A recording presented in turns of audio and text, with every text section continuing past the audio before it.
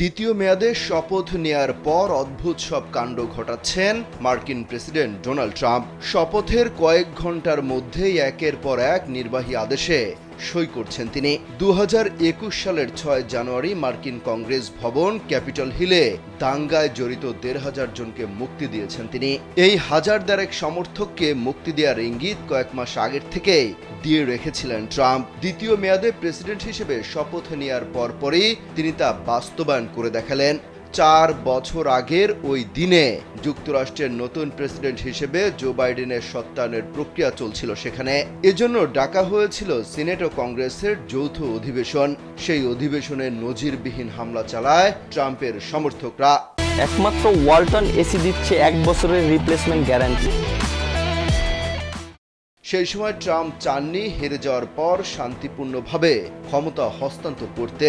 এদিকে যাওয়ার আগে অদ্ভুত কাণ্ড ঘটিয়ে গেছেন জো বাইডেনও। তিনি স্থানীয় সময় সোমবার সকালে পরিবারের সদস্য সহ রেকর্ড সংখ্যক ব্যক্তিকে প্রেসিডেন্টের ক্ষমতা বলে আগাম ক্ষমা করে গেছেন।